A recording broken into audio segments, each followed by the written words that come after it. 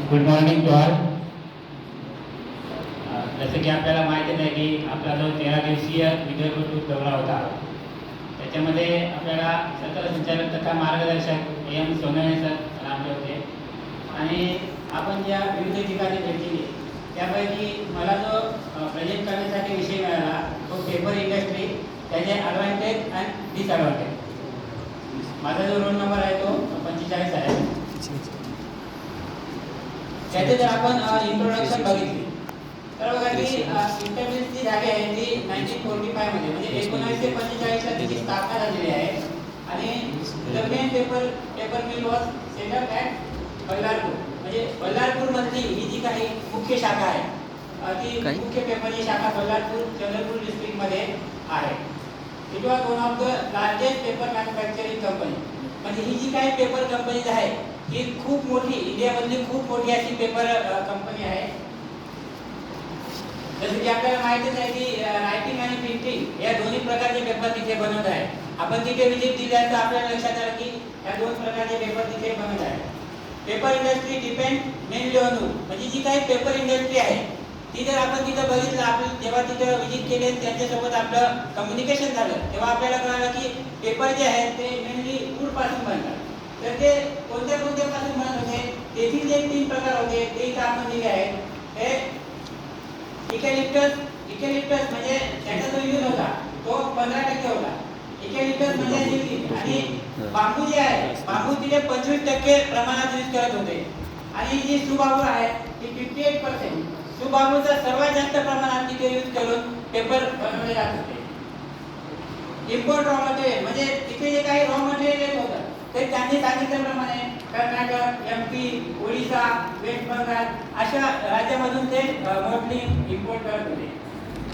त्याची जर आपण प्रोसेस बघितली मॅन्युफॅक्चरिंग प्रोसेस तिथे आपण गेल्यानंतर आपल्याला लक्षात आलं की कसे त्यांच्याशी बोलताना त्यांनी आपल्याला सांगितलं की आम्ही काय काय करतो.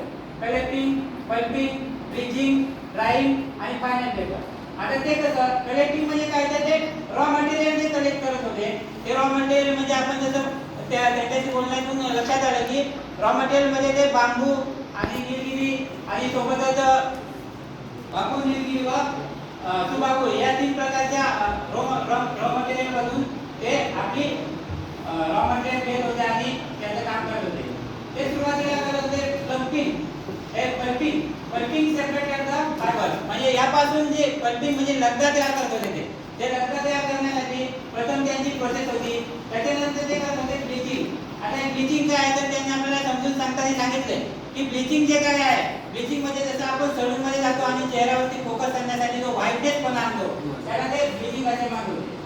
त्याच्यानंतर after that thick formation and drying is done to produce final paper. हे सर्व झाल्यानंतर ते सीड फॉर्मेट करत होते. म्हणजे त्याचा जो लगदा तयार झाल्यानंतर त्याची ब्लिचिंग झाल्यानंतर तो जो काही द्रव तयार करत होते तो सीड फॉर्मेशन मध्ये टाकून नंतर त्याला ड्राय मशीन मध्ये टाकून तो पेपर सुकवला जायचा आणि त्याचा फायनल पेपर तयार व्हायचा. Industrial activity, forest resources, ecological balance. तिथे भेट दिल्यानंतर आपल्याला 2-3 गोष्टी लक्षात आल्या की paper industry is not just doing industrial activity but also it is connected to our forest resources and ecological balance. म्हणजे पर्यावरणीय बॅलन्स असो किंवा आपले जे फॉरेस्टचे संसाधन आहे याच्याशी ती डायरेक्ट कनेक्टेड आहे. आणि आय थिंक म्हणूनच वागोदकरांनी आपल्याला तिथे व्हिजिट देण्यासाठी सांगितलं होतं. Future production and sustainable forest management. म्हणजे जर पेपर इंडस्ट्रीच्या फ्युचरचा आपण विचार केला तर ती इंडस्ट्री जी आहे this industry is not just depend on production capacity but also sustainable forest management.